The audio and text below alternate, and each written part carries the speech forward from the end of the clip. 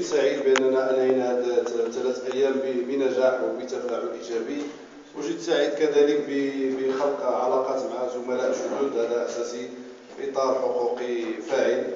غير أنا باش نتفاعل مع الأستاذ، باش ما نطولش، باش نتفاعل مع الأستاذ زكري لما اقترح فاش نهار قال بأن غادي ندوزو لدوطر اكتيفيتي بقى نمشيو ليزونيفرسيتي. أنا غير الإشارة كيف شرحت البارح بأن راه كاين واحد المولود جديد انضم إلى التعليم العالي وهو حاضر بكثافة، تقريبا راه النصف ديال المشاركين ينتمون إلى المراكز ديال الولايات التكوين. حنا تنطلبوا من الجمعية أنها تأخذ بعين الاعتبار. علاش؟ لأن حنا كيف قلنا لاحظنا في الورشة أننا حنا في المراكز ديال الولايات التكوين أكثر حظا من زملاء الجامعات اللي تمارس قانون حقوق الإنسان. إذا خذوا بعين الاعتبار إذا كان ممكن هذه المراكز أن تاخذوها كذلك كمقرات لنشاط الجمعية. وشكرا. استفدت بزاف من هذه الجامعة، جي بوكو ابخي دونك تفاعلت ايجابيا مع الجامعة. كان الهاجس ان بعد في البرنامج اللي تسطر انه يكون شي حاجه تكون هفوات ولا شي حاجه، ولكن لحد الان اي حاجه دارت في البروغرام احترمت. كنشكركم على هذا الشيء، وكما قلت في ذاك الاستمارات ولا اتمنى ان تهبط جامعة مراغة إلى المؤسسات الجامعية. هذا كان مؤسسة التعليم العالي، مؤسسات ماشي جامعة، مؤسسات كليات، مؤسسات التعليم العالي. وشكرا. Bonjour tout le monde, je voudrais d'abord remercier sincèrement pour cette arboralité à 100% réussie. Ce que je voudrais vous dire, c'est que premièrement, la présence féminine, c'est qu'il y a un autre forum en Tunisie en ce moment. Donc moi, quand j'avais contacté des collègues, ils étaient partants. Sauf que là, elles sont parties pour assister à ce colloque qui est un colloque social. C'est une continuité au forum international qui s'était tenu l'année dernière en Tunisie. Donc la présence aurait été quand même beaucoup plus grande. Donc autre chose, ce n'est pas pour être un peu féministe, mais dites-vous bien qu'on aurait aimé qu'il y ait une communication féminine. Ce n'est pas ce qui manque au Maroc, et on aurait beaucoup plus pu parler de certaines conditions qui restent à étudier. Donc sincèrement, c'était réussi. Je vous remercie de tout cœur et bravo. Merci beaucoup. اللود ديالي اولا تحيه ديال الاجلال والتقدير للجنه المنظمه اللي على الصبر ديالها وعلى تحملها لبعض التصرفات ديالنا. بصدق حضرت واحد المجموعه ديال الملتقيات، حضرت واحد المجموعه ديال ورشات التكوين. بصدق اللي لاحظت هو ان هذه الجامعه مرات واحد الاحترافيه عاليه. هذه الاحترافيه اللي كتخليك انك تسائل واش انت قوات مناضلين اللي هما كينظموا، ولا قوات واحد الناس اللي مشاو يعني عندهم الشغل الشاغل ديالهم هو التنظيم ديال هذا النوع ديال. بالتالي ان كنقول تبارك الله عليكم كنحييكم. ما يخص المحتويات لا على المستوى الشق النظري، جميع اختيار المواضيع تيمات كانت التيمات اللي هي كتلعب على جوج ديال هادو فولي، جوج ديال الواجهات. قيمه اللي يمكن اللي عنده مكتسبات في مجال حقوق الانسان كيزيد كيعمق المدارك ديالو من خلال النوعيه ديال الاختيار الاساتذه اللي لقاو هاد المحاضرات، وحتى اللي ما عمرو ما سعفتوش الظروف ديال انه يفهم في المجال ديال حقوق الانسان. كانت هاد التيمات والطريقه باش تلقات التيمات كانت جد موفقه، بحيث ان هذا النهار يمكن كل شيء يناقش في المجال وكل شيء يكون عنده واحد المجموعه ديالها. ما يخص الورشات، في الحقيقة هي سنة محمودة لو صار لو أن تكون تعاود تكرر، وكما البارح خرجنا بواحد التوصية على أساس أن في هذا الإطار ديال التكوين وإعادة التكوين أن الجمعية المغربية لحقوق الإنسان تكون شريك ديال الجامعات، ماشي الوزارة ديال التعليم العالي فقط، مع الجامعات، ويكون برنامج حول التكوين وإعادة التكوين في المجال ديال المنظومة الحقوقية. فيما يخص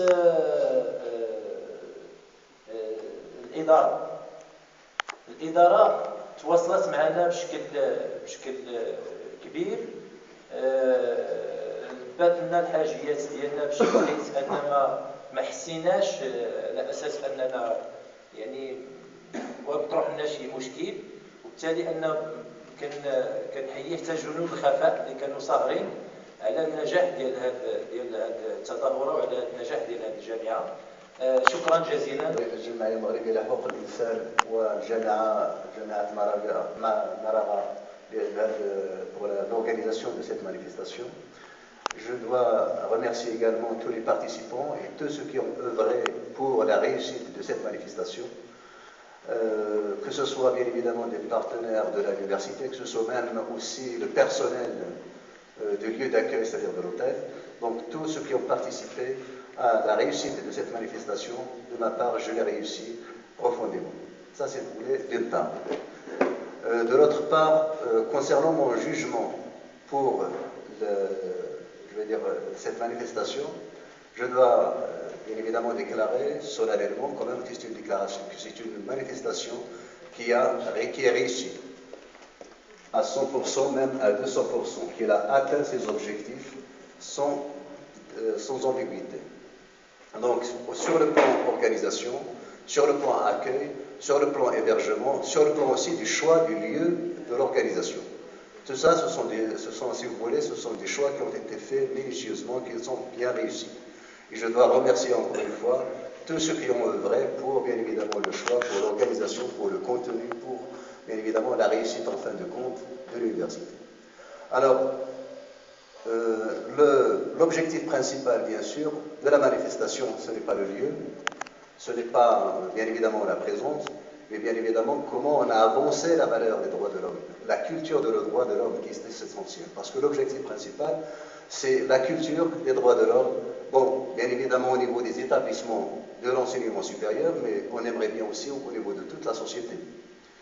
Alors, bien sûr, toutes les manifestations, toutes les conférences, les ateliers ont fait de leur mieux pour avancer, pour, si vous dire, encore incruster, si vous voulez, les valeurs de droits de l'homme, les valeurs humaines au niveau des universitaires, au niveau de tous les participants.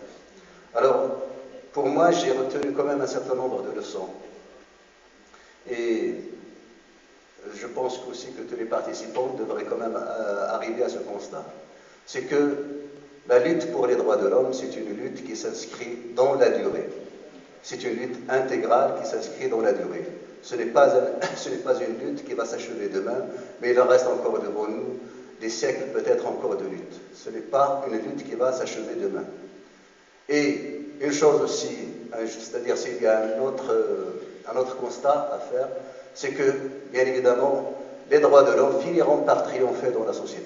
Malgré les entravements, bien sûr, de la culture des droits de l'homme, on finira bien sûr par instaurer et cultiver les droits de l'homme dans notre société.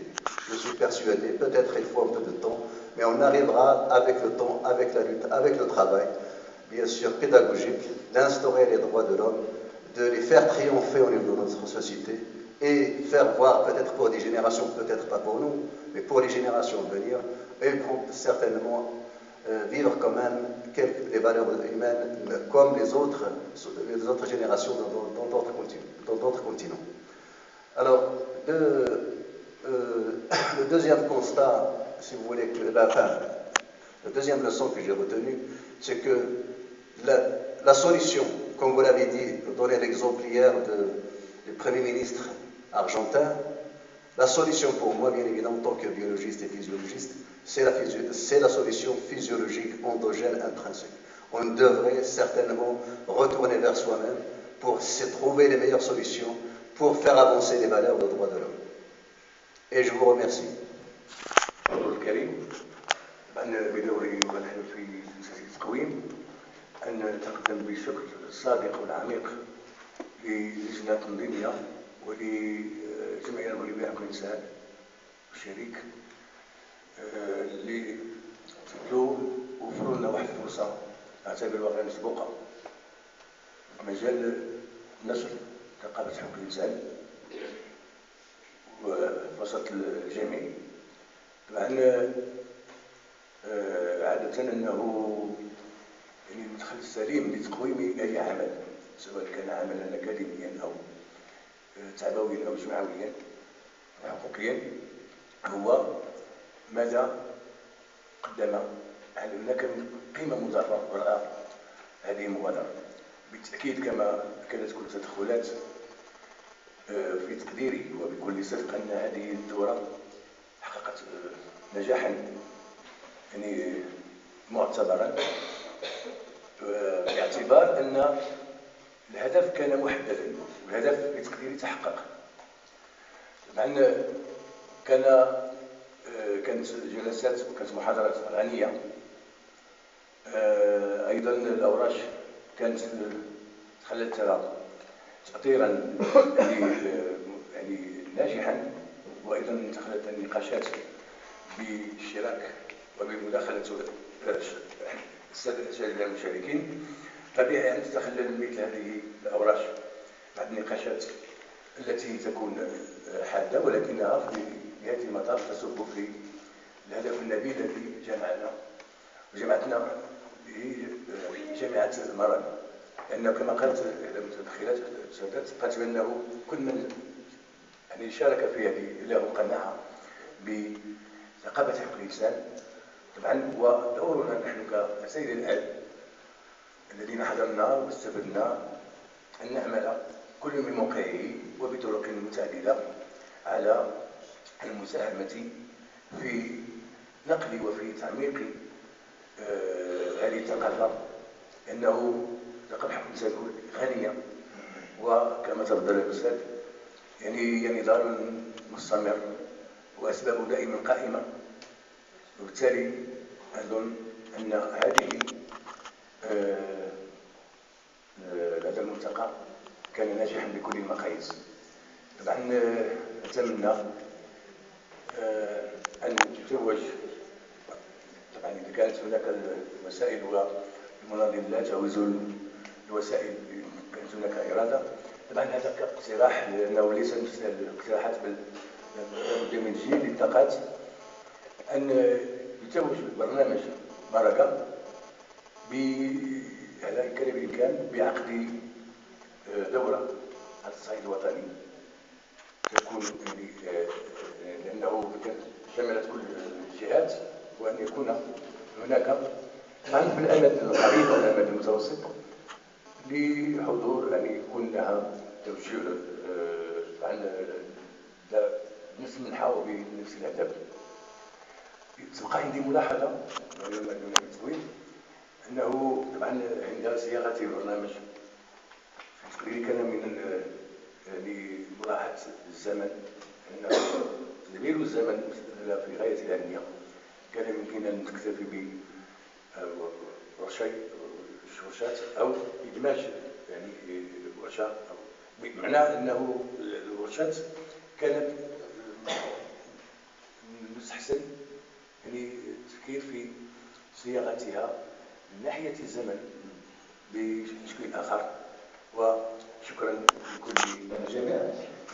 اولا ما كنتش نهضر لانه تقريبا وجدت هذاك الشيء اللي عندي تقريبا تعبروا عليه الزملاء. اذا اشترك كثيرا واحد النسبه كبيره وعاليه مع ما قاله الزملاء والزميلات فيما يخص نجاح هذه الدوره. اذا بدوري تثني على النجاح على الطرق ديال التنظيم الى اخره. حاجه واحده اللي فكره اللي بغيت نقول وبغيت نطورها عندي الزملاء هما تيهضروا الان بعد هذه الدوره وبعد الاستفاده من العروض من الورشات القيمه التي قدمها الاساتذه. اصبحت انا اقرا هذه المطويه اجد نفسي الان أعلنها بصراحة. أجد نفسي الآن أشترك مع الجمعية المغربية في حقوق الإنسان في الهدف رقم 1. هو الأول، دابا أصبحت أشترك. هو هذا الهدف اللي سمحتوا لي نقرأ عليكم، هو أن الجمعية تعمل على التعريف بحقوق الإنسان وإشاعتها والتربية عليها، خاصة وسط النساء والشباب والأطفال والصغير. إذا هذه الجامعة وفرت لي شخصيا، وفرت لي هذه الفرصة هذه ديال أنه تعلمت واحد بزاف ديال الحوايج، وأصبحت الآن ما نكونش ناشط، ولكن على دربي أن أصبح ناشطا حقوقيا، ولما لا منتميا للجمعية المغربية لحقوق الإنسان، وأشترك معها في التعريف بهذه النقطة النبيلة. وأنا أفكر في هذا الهدف. أتمثل مجموعة من الوضعيات ديال اللي خصني نعرف بها بحقوق الإنسان. وهنا تنقول بأنه خصنا زعما ماشي نتابعوا اونتر كيومي، هذا نتابعوا في المستقبل، هو انه ما كانش عندنا في هذه الدوره تمارين ان اكزيرسيس على شيء وضعيه ديال ربما ديال حقوق الانسان اللي فيها الخرق وفيها كذا، وكيفاش انا كناشط ندافع ونعرف الى غير ذلك. اذا ربما في فرص اخرى نوليو نحطوا راسنا في وضعيات ديال الدفاع عن حقوق الانسان والتعريف بها الى غير ذلك، باش نتمثلوا حنا كاملين كنشطاء، سواء كل واحد في المجال ديالو في اختصاص. ربما تجيبني الصدفه ما عرف في الشارع هذه، كيفاش انني نعمل على الصيانه والتعريف بهذا الشيء. صباح الخير. انا بدوري نشكر جزيل الشكر المنظمه المغربيه لحقوق الانسان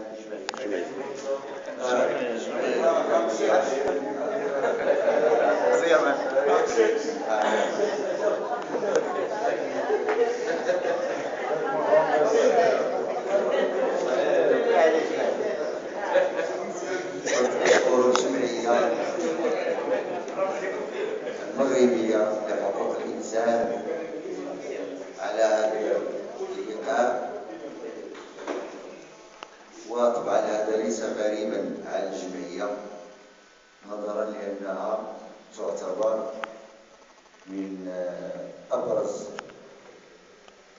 المؤسسات المجتمع المدني في المغرب التي يقام لها ويقام، وهذا بفضل نسائها ورجالاتها الذي يعرفها أو يعرفهم العام والخاص والمحافل الدولية فيما يتعلق بمواقفهم وبمثابرتهم من أجل استنبات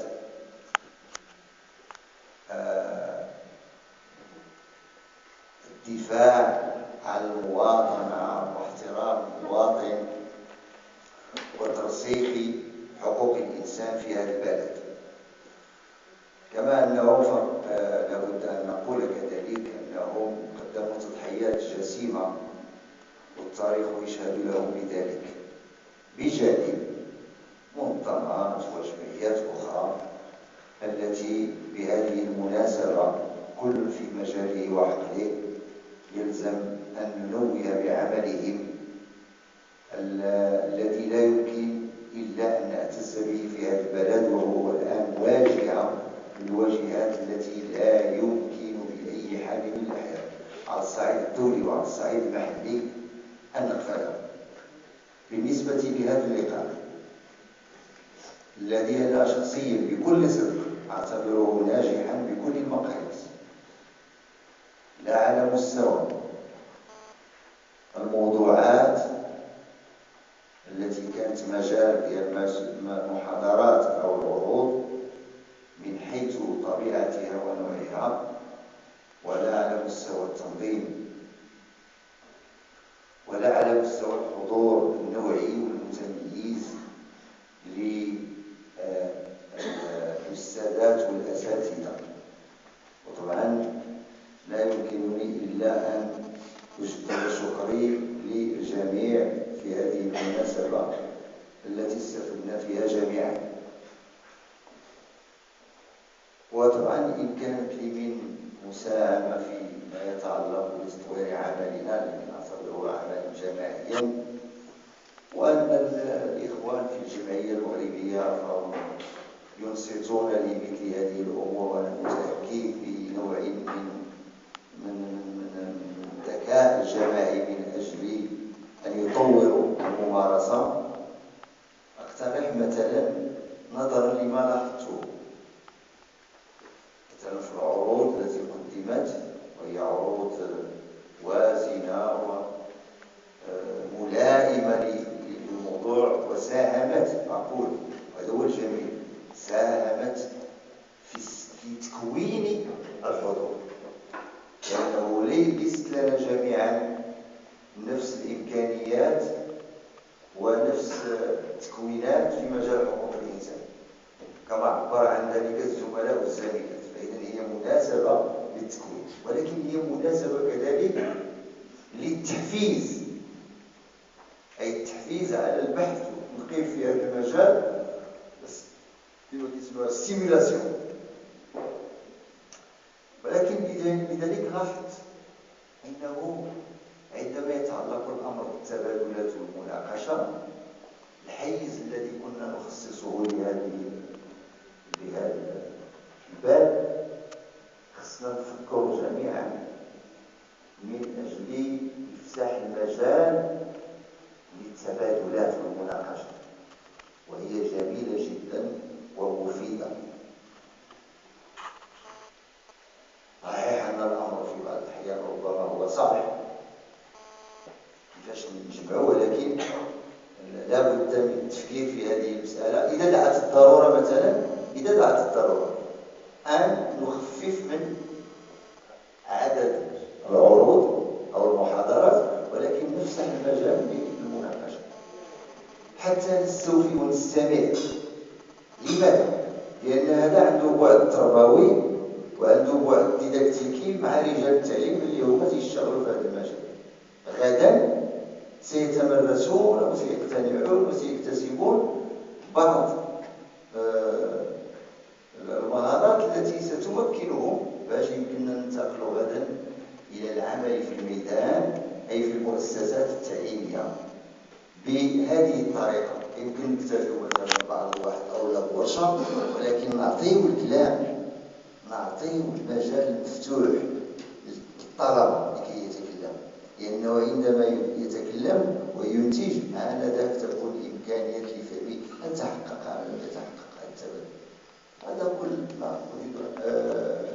المنظمة عندها نساء وعندها رجال تبارك الله، الجمعية عندها نساء وعندها رجال تبارك الله، عندهم المواصفات التي لا يمكن بأي حال أن يتركوا أي صغيرة أو كبيرة تفوتهم دون أن يطوروا عملهم. ضروري لا يسعني إلا أن أشكر زملائي المنظمين المحاضرين والحضور، لأن لولا وجود الحضور ما كناش غادي نديروا شي حاجة. إذن هاد الجامعة مكنتنا من تبادل وجهات النظر، استفدنا كثيرا وصححنا بالنسبة لي بعدا، صححت بعض المفاهيم وكنشكر الناس اللي جعلوني نصحح هذه المفاهيم. إذا التقييم المهم، نتوما غادي يكون عندكم الوقت وهذه غير بعجالة غنقول أن المحاضرات اللي زعما سمعنا لها في هاد اليومين أو 3 أيام، وكما جاء على لسان بعض المحاضرين أن كيقول لك الآمال وعدم اليقين باش ما يقولش اليأس بالنسبة لمجال حقوق الإنسان. حقيقة ملي كنشوفوا الأكثرية المحاضرة ديال الأستاذ الجليل على العولمة، كنشوفوا أن الظروف الاقتصادية كتضرب زعما بواحد الخطورة في حقوق الإنسان، مع أن شيء بحال مفروض علينا أن راه خصك تسلم وخصك، ولكن والحمد لله كاينين الناس نزهاء اللي مع كاينين الناس اللي مع رغم كل شيء، والحمد لله أن كاين الأمل في أن حقوق الإنسان تمشي للأمام. وشنو المطلوب منا؟ المطلوب منا هو العمل، ومن كما قال هذاك السيد البارح السيد سعيد كنظن داك الشاعر كيقول لك هز راسك. اذا شنو هو الانسان؟ كاين واحد قطعه شعريه كتعجبني بزاف اللي كيقول لك شنو هو الانسان، لوم افيك ان غونتاج، ماشي هو اللي ما كيتعرضش العنف ولا اللي ما كتصيبو حتى شي حاجه، ولكن الانسان لو فغي هو ملي كيطيح كيعاود يهز الراس. اذا هذه هي اللي خصنا، وخصنا كنقول ديما ان كما احنا مسلمين وحنا مامورين بالعمل، وقل اعملوا. هذا هو ماشي المطلوب منا النتائج، المطلوب منا هو نديروا اللي علينا، والنتائج ماشي بيدنا. جات النتيجه الحمد لله، ما جاتش غادي نبقاو كنعملوا باش غادي نوصلوا ان شاء الله للنتيجه. عندي واحد مؤاخذه صغيره الحقيقه ما فكرتش فيها حتى قالتها زميلتي الاستاذه الهام. زعما ما كانش حضور المراه لا من ناحيه التنظيم وهذه. اذا مره اخرى ان شاء الله كما درتوا لنا الكوطه ديال 30 فكروا فينا، راه عندنا حتى حنا ما نقولوا. وشكرا. أحيي الأساتذة الحاضرين الذين استمدت في حضورهم إلى آخر الجامعة، وأحيي شراسة المنظمين. لن أشكرهم لكي لا أدللهم، لقد سمعوا من الشكر والحمد لله